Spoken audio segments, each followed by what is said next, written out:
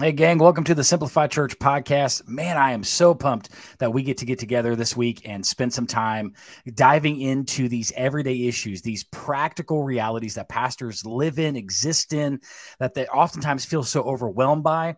And this is, again, another week where we get to tackle some big topics, big conversations, and the goal being all along, we just want to resource you. We want to equip you. We want to give you some tools in your bag to hopefully make ministry more effective, make it more enjoyable. Man, kind of bring out that passion that we have for getting to serve the Lord, serve the local church. And so, man, we anticipate that this week's episode is going to be no different and can't wait to dive in. But before we do that, I want to talk about who we got in the studio today. And we've got a bit of a rowdy bunch up in the Simplify studio. I'm not going to lie.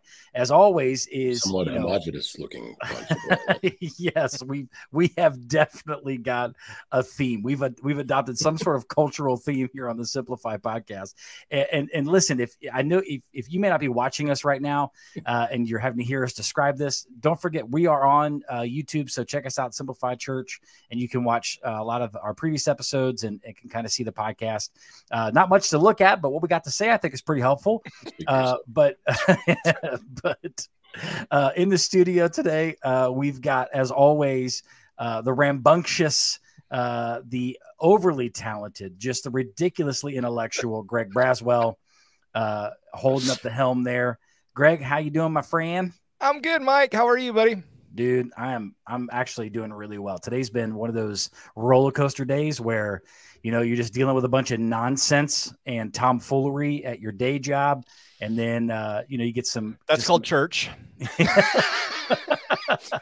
Yeah. Every pastor just went, but now it's been a good day and it's been a great week. And, man, I am very much looking forward to this. Also in the studio today, looking over there.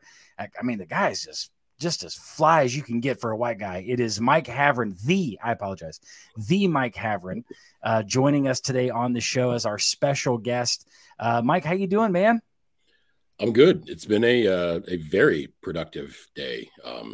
Some days, they're productive, but you feel, worn out by the end. But today was refreshing. It was interesting.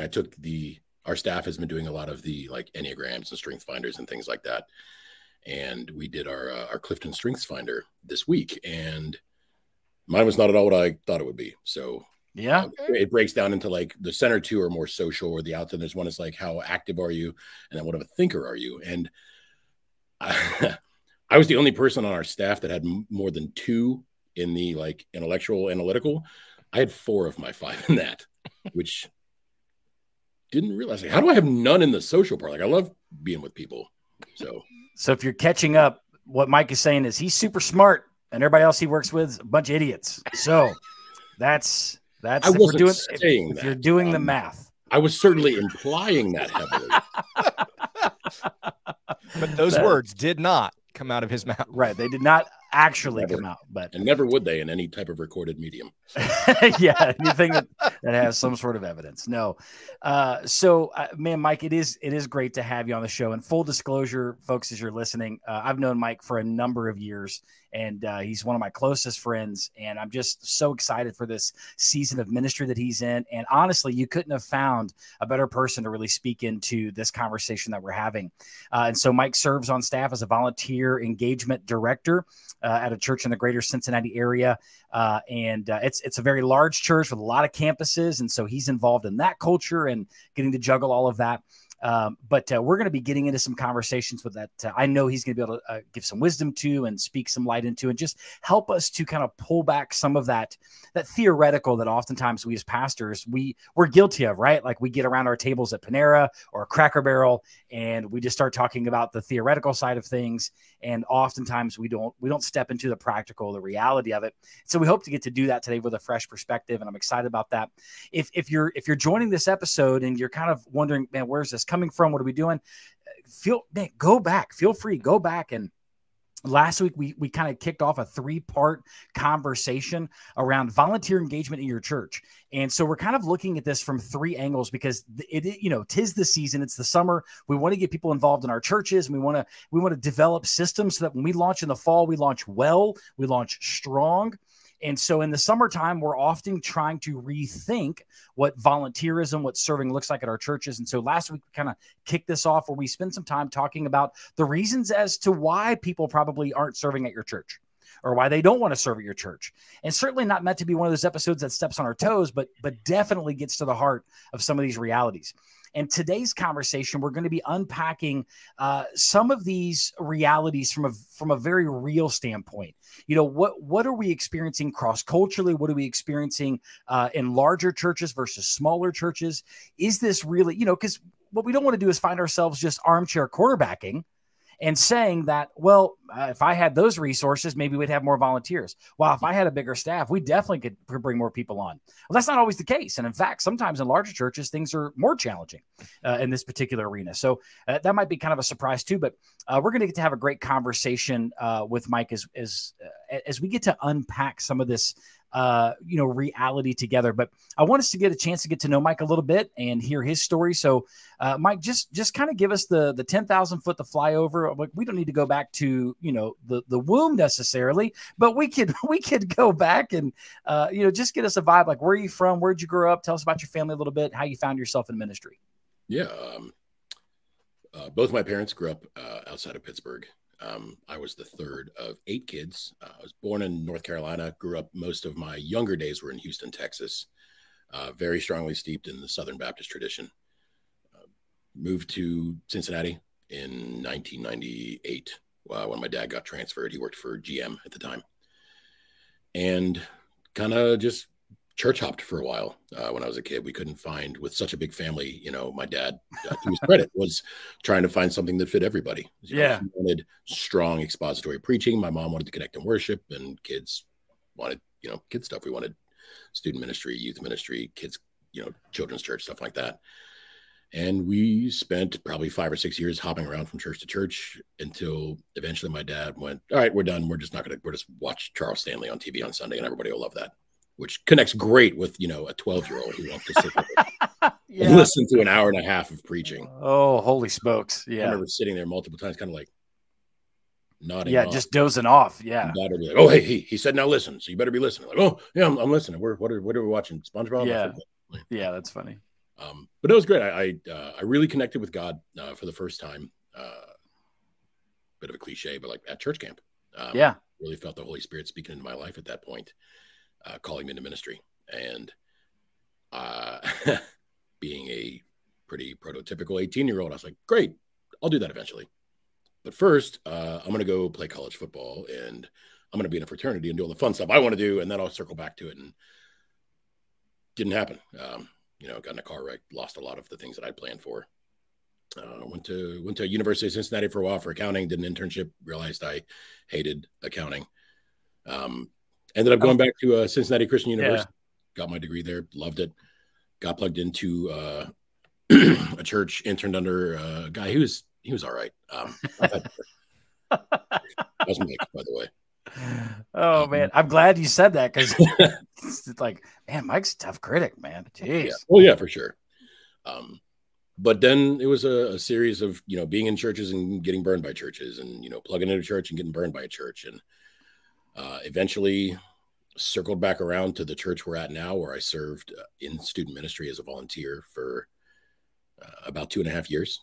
So did vocational ministry for a little less than a year, and then was out of it for better part of a decade before jumping back in again. And that kind of landed me where I am now.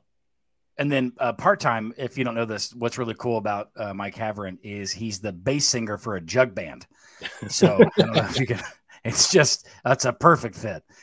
No, it's the reason I love your story, dude, is because it's so different than what other people experience. Like, most pastors have this kind of career trajectory, right? They grew up in a great church. They go off to Bible college. They land a sweet internship. They find their first ministry.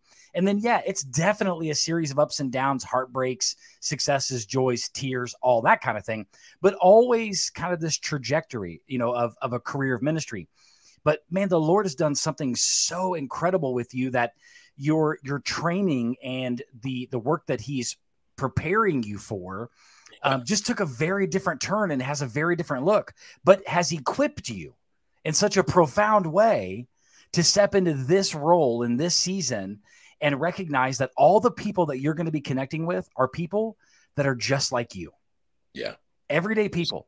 It's interesting to talk to people now that are on staff here at this organization.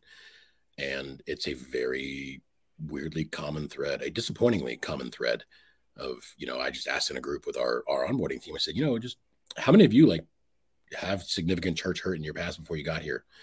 And, 25 people in a room, every hand goes up. Sure. Everyone has wrestled with that. And of all the people I went to Bible college with, the overwhelming majority left super passionate. We're on fire. We're ready to change the world. And most of them aren't in active ministry anymore, which is upsetting, But it's a reality of working in ministry. You get in and you get stomped on. One of my professors, Nick Tomio, in one of my youth ministry classes, actually had us read a book called Well-Intentioned Dragons, which is a great book. Yep. And the whole thing was like, hey, there's going to be some people that are convinced they're right. They know they're doing the right thing. And all they do is burn everything around them and leave a wake of destruction. And I've experienced that literally everywhere I've been. Yeah, it's definitely a challenge, man. And there's going to be a lot of pastors that are listening right now, especially, and are going, I know that story. I know that pain. I know that frustration. But I'm excited about what the Lord's done in your life, dude. And just to watch it unfold, it's been really, really fun. It's been, and you're in the sweet spot. No question. In retrospect, things that at the time seemed miserable and awful and pointless. But looking back, oh man, that was entirely providential. Yeah. Well, that's how the Lord works, man. Greg and I know about that. I mean, we're all about the sovereign power and plan of God, which is really cool. So kind of just transitioning off the heels of that, thinking about your role as a volunteer engagement director. I mean, you've got this immediate responsibility to influence and impact volunteer and serving culture at your campus and getting people plugged in. Now, what's really interesting is the national average says that churches in America have really, on average, equipped 45% of adults and students to serve in their churches. Okay, about 45%. So that's probably a little on the higher side of things. Like, oh man, we've reached nearly half of our people, and at some time or another, they have served in a local church. Okay, now that'd be great. Maybe some pastors are like, oh gosh, I'd kill for 50% of our people involved.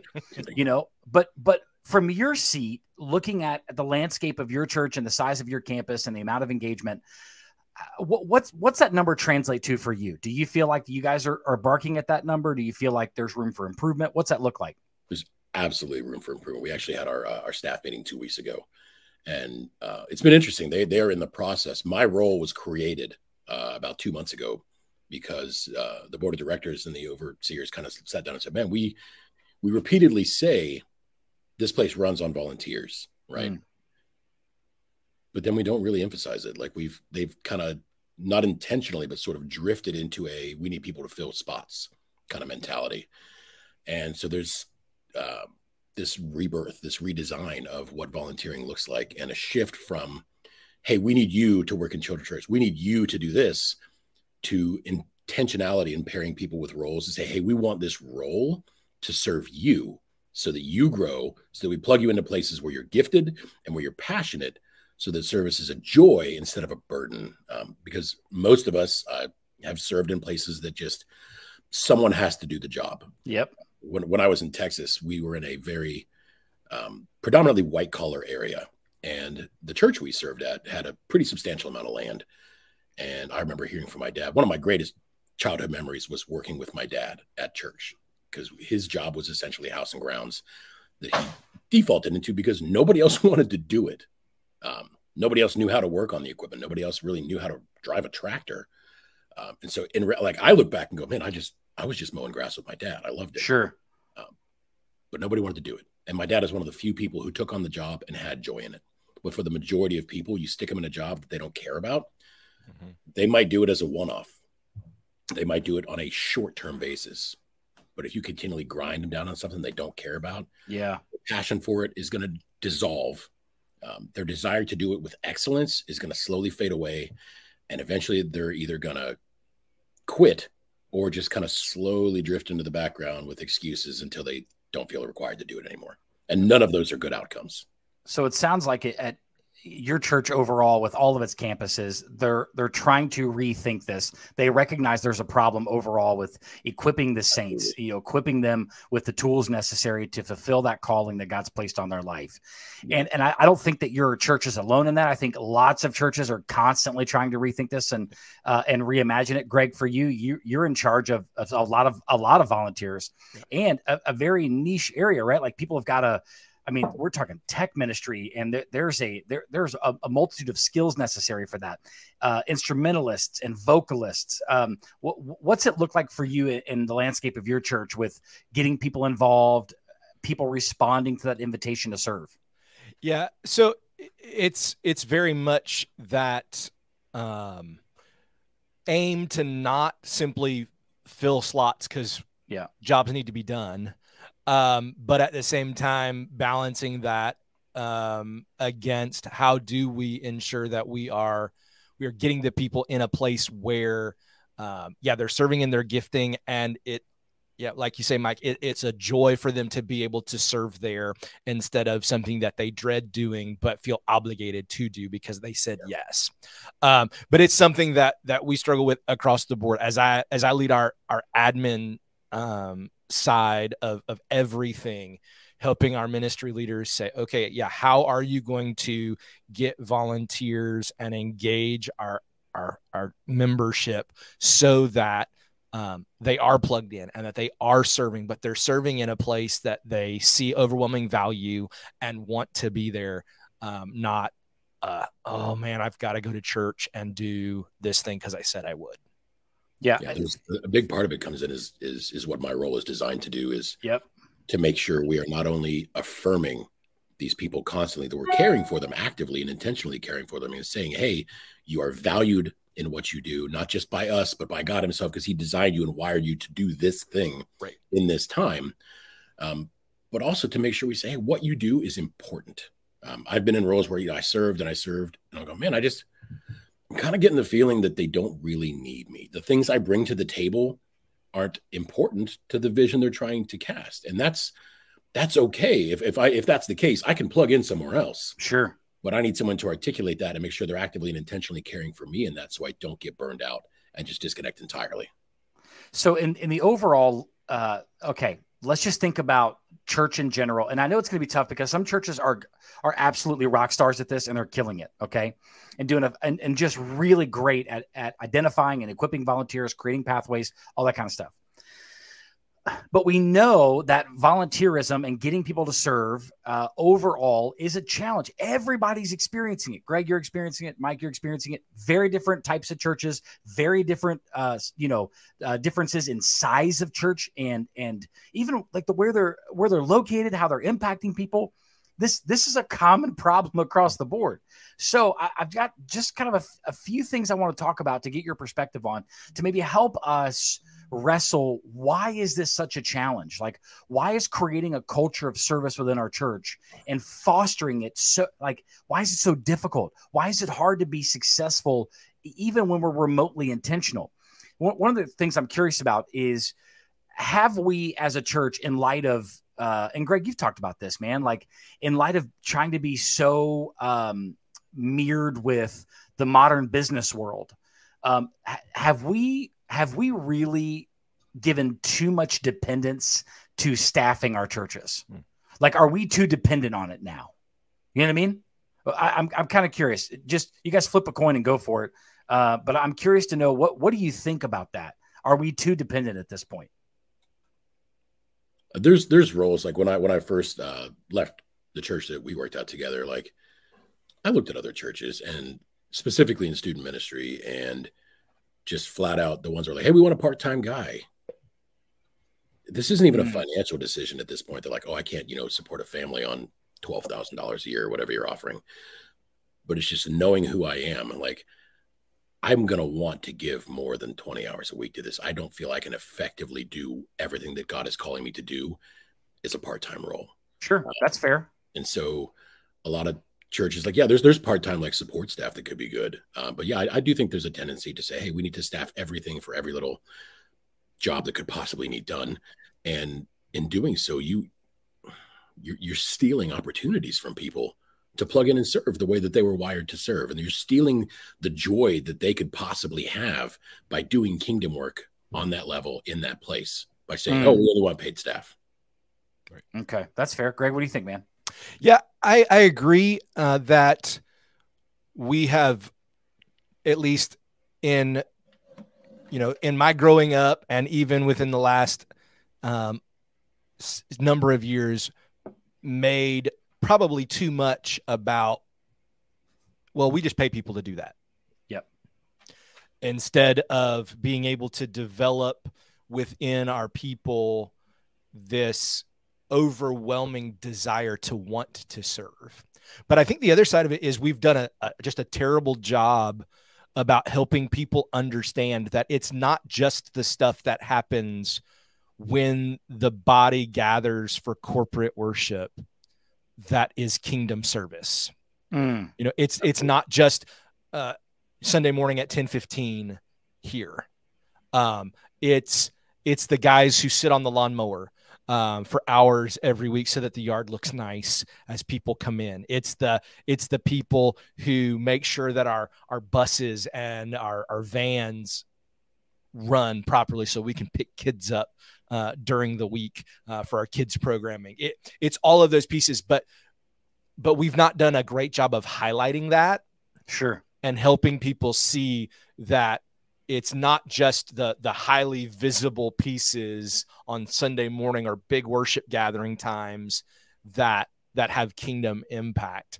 And so, yeah, those things that have had that big kingdom impact that we have at least attached to it are then the things that we've started to outsource to paid staffers. Oh, well, yeah, the youth pastor needs to be, a full-time guy.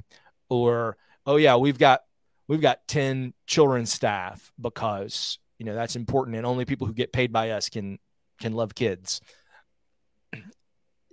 We've done a huge disservice in that. Man, I think that's well put, dude. I find it interesting that it's a weird, cycle that gets created where churches are experiencing low engagement and involvement in terms of people serving and volunteerism. And so what we do is we're like, okay, if we can't fix that because you can't make people do things, and obviously we can't remedy this, what we can do is invite people to give and to support the ministry of the church and inflate our budgets so then we can hire. Not that having hired staff is a bad thing. I think at times it's actually really healthy for the church to have the right staff positions. And I think it's really healthy at times to even shoot for the moon when you can't afford to hire somebody, but you know that this is actually going to result in some really great growth because of where the mission and the vision of our church is taking us. Right. So I think you can't throw the baby out with the bathwater, but I do think, we won't ever address the actual problem of volunteer staffing in our church if our solution is to hire it, is to hire out the problem. Right. So we've got to be careful with that tension, but I do think it's a tension worth managing because to Mike's point, I want to be a part-time youth guy. I want to be a full-time youth guy. And by the way, there is no such thing as part-time ministry. That's right. Only part-time pay. Okay. And sometimes not even that. Yeah. Seriously. Here's $20. Here's $20. Or back in the old days, pastor, thanks for preaching. Here's a chicken, oh my gosh, so the things have changed, but I do think we've got to reduce that dependency we have on staffing and that impulse to, we can staff that. Well, at least the unhealthy side of it, of, are you staffing people to do the work, or are you staffing people to equip the saints to do the work? That's huge, man. Yeah. That really is. Sorry, go ahead. No, you go ahead, bud. Yeah. No, you're the guest, man. A meeting with our community pastor 2 weeks ago, talking about because this role is very new. They keep using, which I'm not really comfortable with the metaphor, but building the plane while we're flying it. I get it. It applies, but also if it's not built, we're going to crash and everybody's going to die horribly.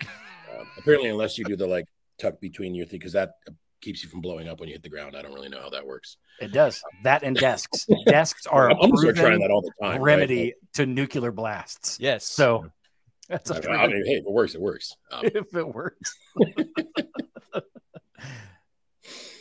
I completely forgot where I was going. Now I sidetracked myself. Well, just community pastor. Talking about trying to get clarity. Said, of all the roles, the jobs that she thinks like, hey, these are going to be things that are your responsibility. They fall under your umbrella here. But also, I don't want you doing these forever. She said within, obviously it's a brand new role, so creating it, I'm fairly new to this role. So like, obviously I'm going to have some time to work on this. But she said, my goal for you is that you build a team, a volunteer team that works specifically with you in this role. Yep. So that eventually your whole responsibility here is going to be disciple and care for this group of people, create the processes and the tools that are needed to do the ministry, hand it off to them, let them run with it. Because that's our job, is to equip the saints to do these good works, like his feet, like Paul says in Ephesians, that God prepared in advance for them to do. Mm-hmm. My role starts as, I have to carry some of this extra load. I get it. But the eventual goal is I want to bring people in so that they get that joy of serving. And then my whole thing becomes, hey, how do I continually care for them, affirm their value, and make sure they're not getting burned out? Well, I think you're hitting on something that's important to address, because what I'm cognizant of is, Mike, and I know you listen to the show, man, but you've heard us say this all the time, that this is a podcast for everyday pastors and everyday leaders. Okay. So these are for guys that may not have all access to all the access to networks and big groups and big denominations and all these resources they can connect with. So there's a recognition that some folks aren't in a position to hire out, even if they wanted to. And right. Some folks are just really sitting in the frustration and the confusion and just the overall like overwhelming reality that volunteerism is tough at the church. Getting people plugged in is tough. Getting people to stay serving, all that's really difficult. But I want to segue, because I think these next two little conversation points are actually really helpful in light of our call to kind of give ministry away and invite people into the messiness of leading and doing, even if they're not super equipped, but at some point, for you, for example, and I think, Greg, you've experienced this because I know I have, at some point, there has to be this commitment to where we're not just going to celebrate all the achievements that a person does in their ministry, but rather we're going to celebrate the people they've gathered and developed to do those functions of ministry. I mean, we're our job. Yeah, right? It should be. It is that whole man, we are called to equip for the work. And so, but why is it though? Let me ask you this then. Why is it that we get so conditioned to celebrate accomplishments of an individual rather than the building of a team? Why does that happen? They're quantifiable. They're visible. You can stamp a number on this and say, I baptized X number of people this year. Our church grew by 25%. You can put it on a pie chart, which is easier to throw up on a slide on Sunday morning and say, look how great we're doing, versus, hey, I grew this individual team and these people were able to take on these roles and they grew individually in their relationship with Jesus. You can't slap a number on it. And it's a lot harder to articulate that for people.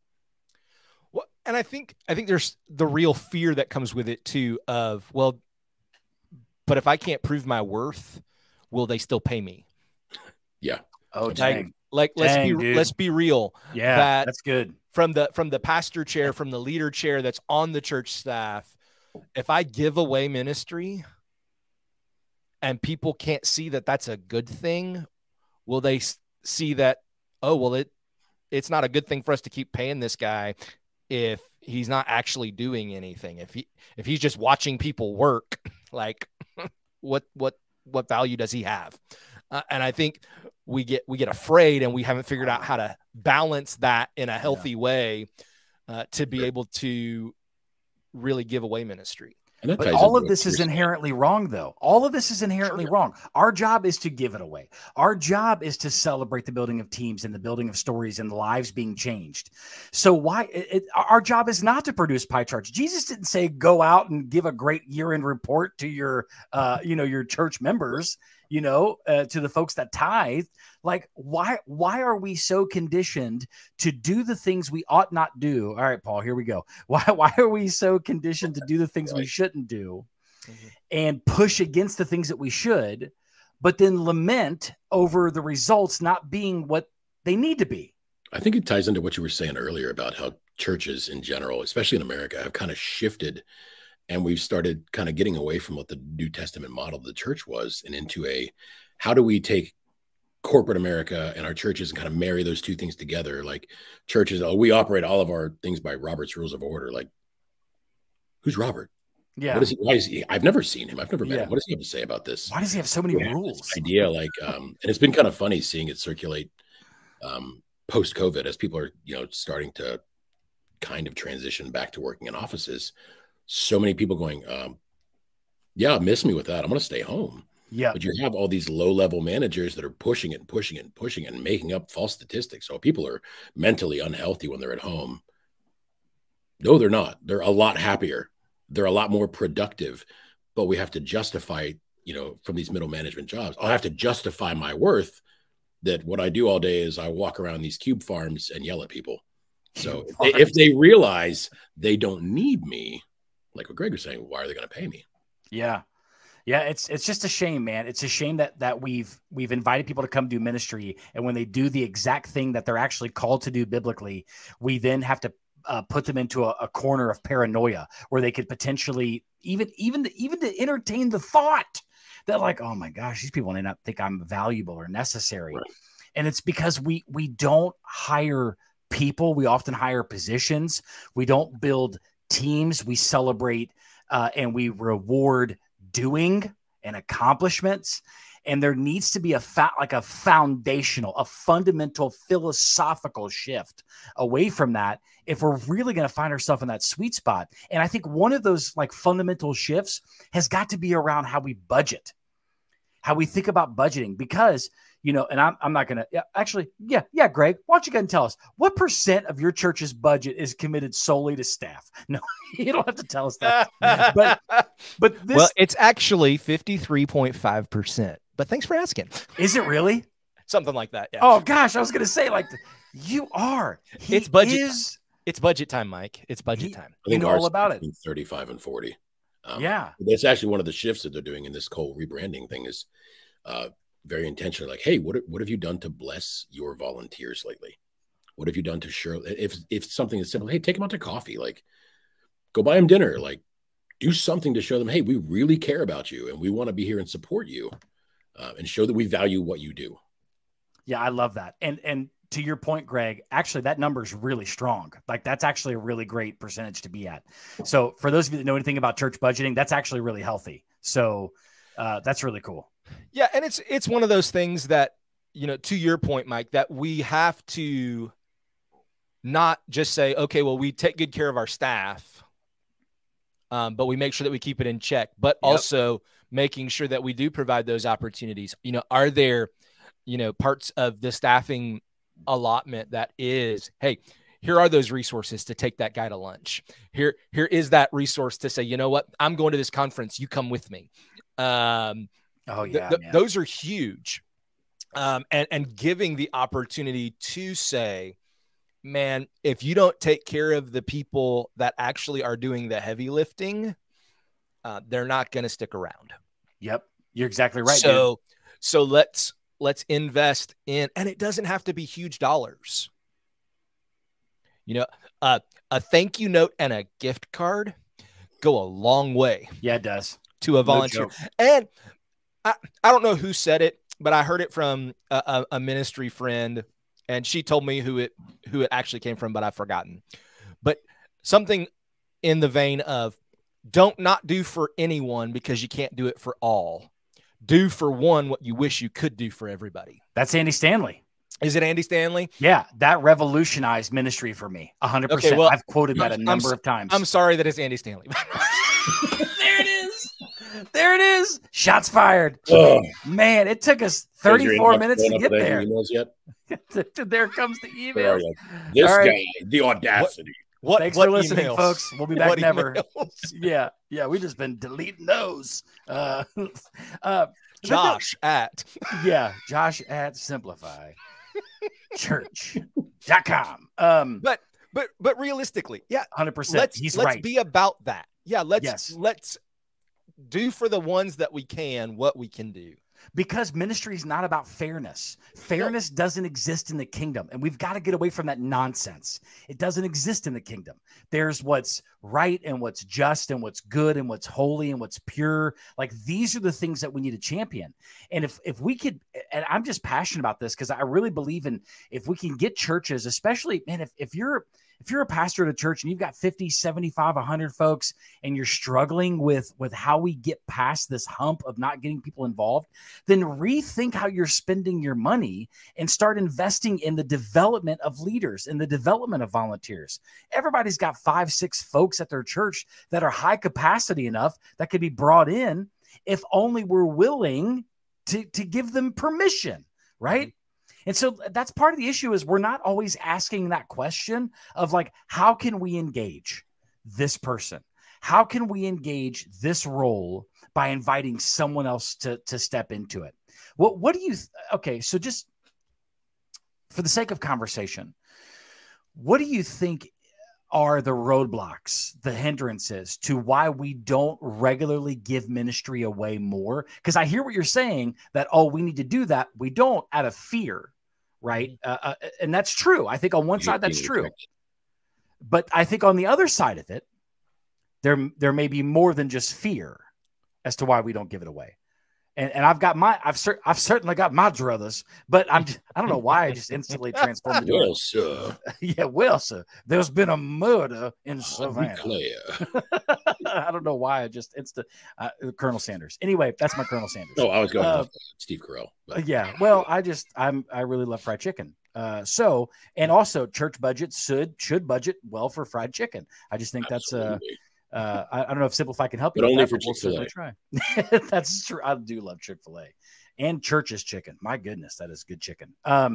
But what do you think the roadblocks are? Like, what's happening there as to why we're not so willing to give things away?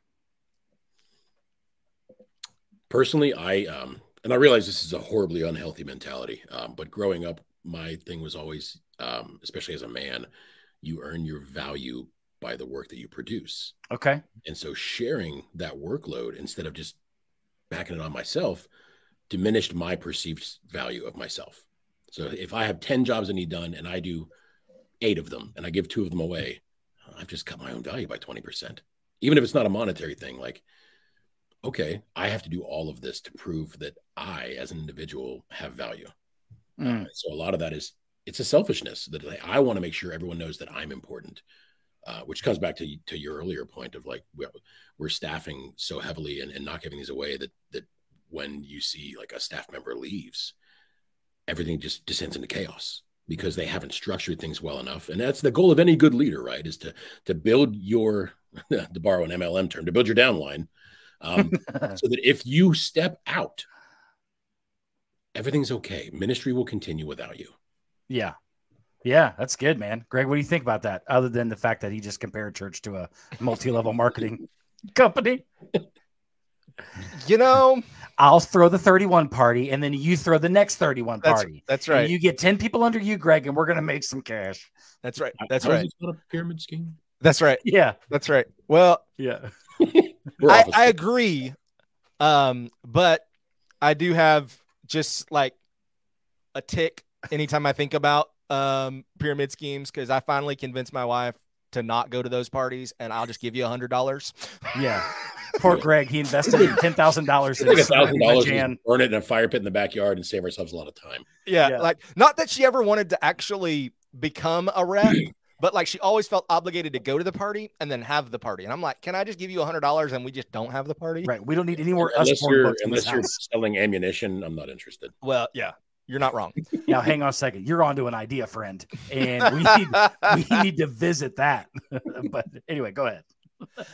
So I think, you know, Mike, I appreciate your honesty there about the self-worth. I think for me, the part that I get hung up on and why it's hard for me to give away ministry is because I have a certain level of expectation about how things are going to be done.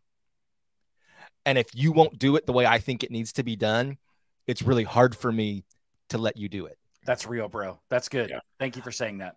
And so That's one of those things that I just constantly have to war against, to say, is this a kingdom of Greg, or is this the kingdom of Jesus? And if it's the kingdom of Jesus, then can I be okay as long as the person does it the best that they can, with great joy and with great character, and they're not a heretic while they do it? Mm-hmm. Ideally, yeah. Well, yeah.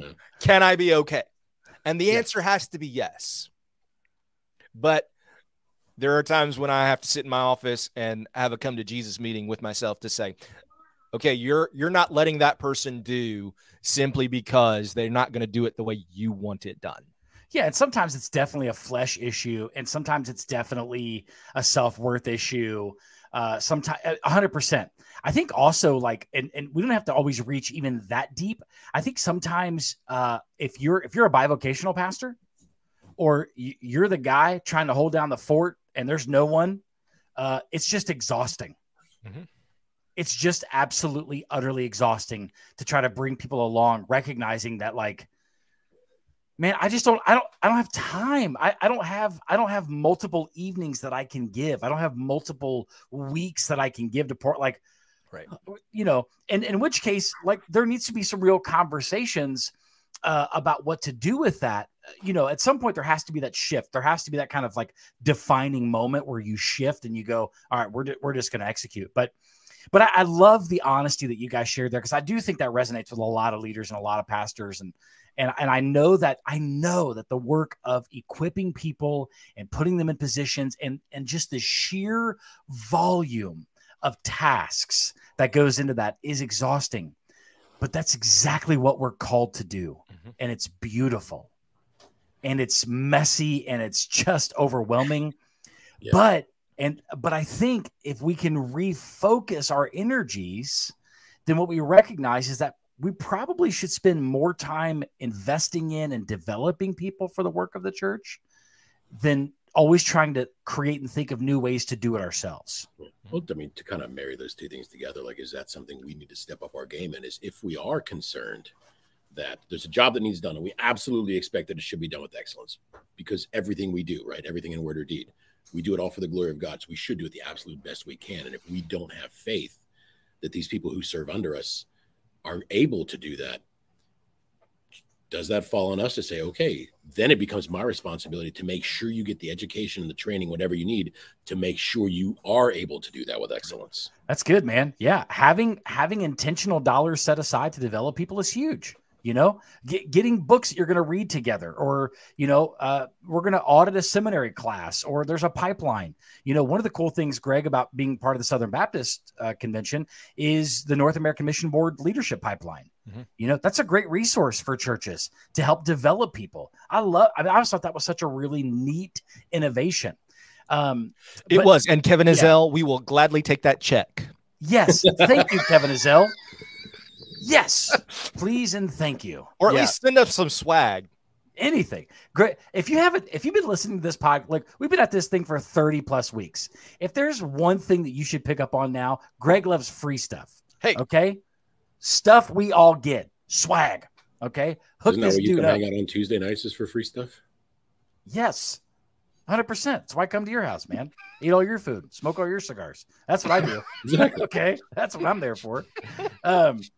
But I think bribery. It's fine. Right. I just, as we kind of land the plane on this conversation, I think this has been really cool. And I think that I don't know that we've come up with anything revolutionary. I don't think that was the goal of our time together today. I think the goal of our time together today was to help create a sense of freedom and a sense of invitation for, hey, pastor, you're not alone.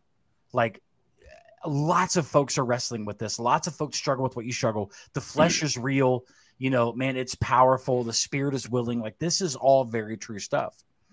But in terms of like challenging a church to really invest and make the intentional and hard steps into developing a healthy volunteer culture, in spite of all of its challenges, in spite of all the reasons why people don't, what's a final word that you would give them? So, Greg, if you're sitting across the table from a pastor and you said, hey, man, dude, you're exhausted. You're burned out. This isn't sustainable.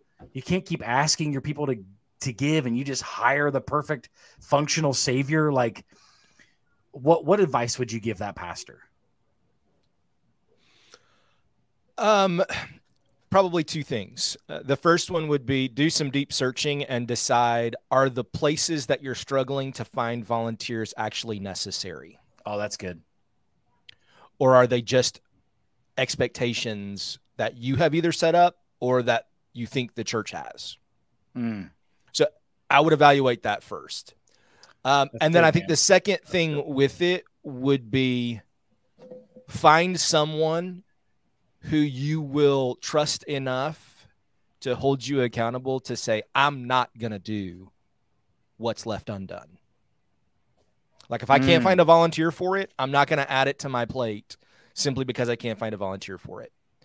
And I know that neither of those actually find a permanent solution to the problem, but it does, I think, force us to take a longer view at it and come up with a lasting solution instead of an immediate solution to a long-term problem. Wow. Yeah, dude, man, there's a lot of good stuff in that right there. I'm just going to clip that section later so we can share that. Havran, you better outdo him. That's all I'm saying. You better have some great advice. Whatever he said is what I would say. I am really on board with the specificity and delineation of what's necessary.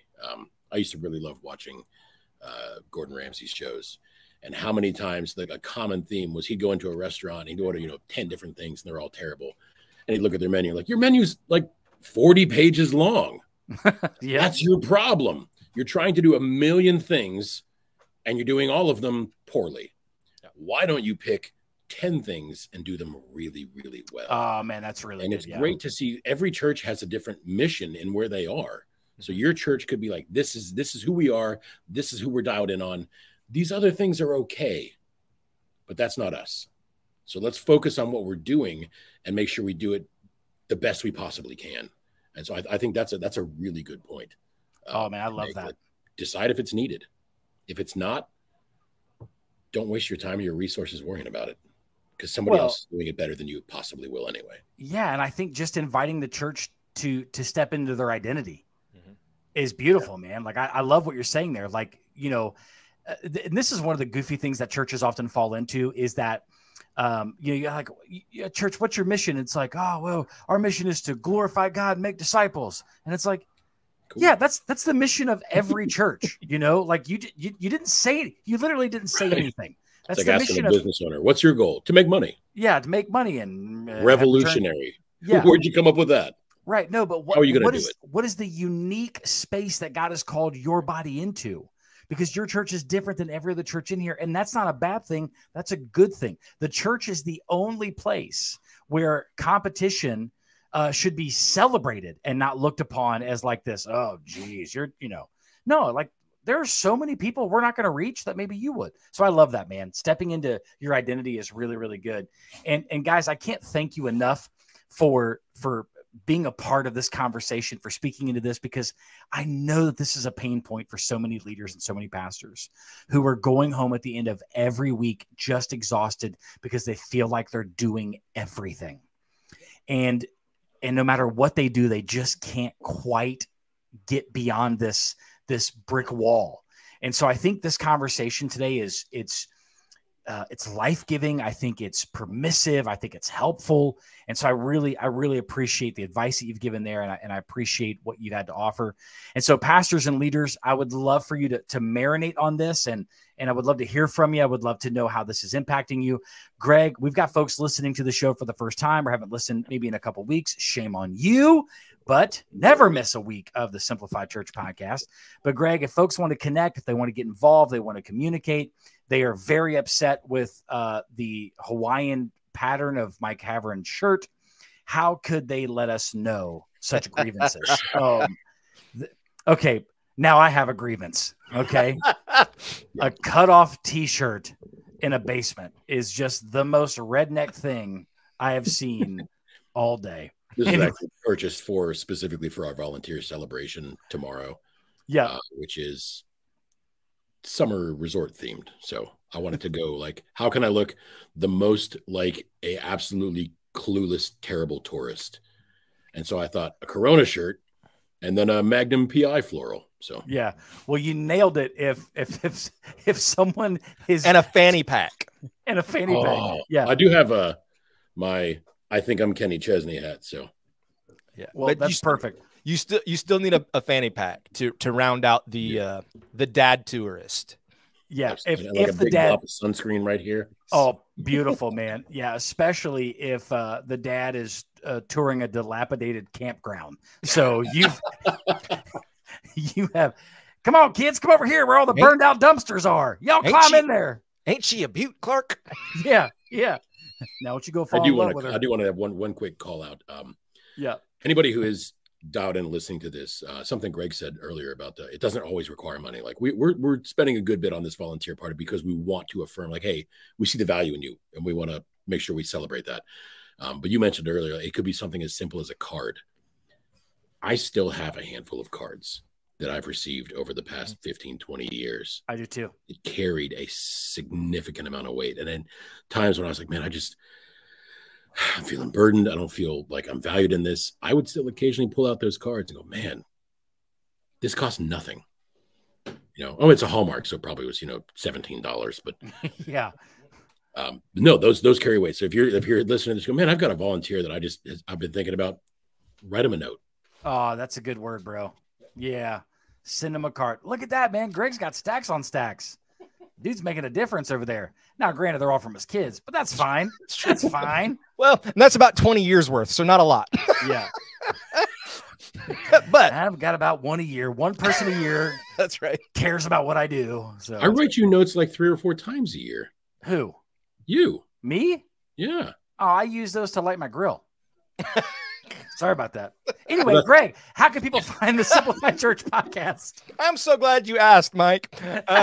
For those of you who want to be able to find out more about the Simplified Church podcast, we would love for you to visit our website, simplifiedchurch.com/podcast. Check it. You can find previous episode information there. You can find resources that we mention on the show and other things that Simplify provides. If you'd like to reach out to us directly, you can do that by emailing podcast@simplifiedchurch.com. If you'd like to send complaints, you can send those to josh@simplifiedchurch.com. But sorry, Dad.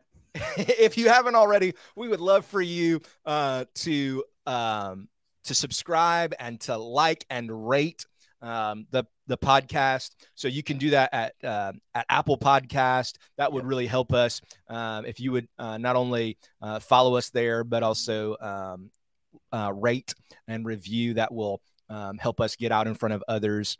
And then we also have a Facebook page, Simplified Church, where we post all kinds of helpful resources and where you'll see information about when shows drop. And so we would love for you to connect.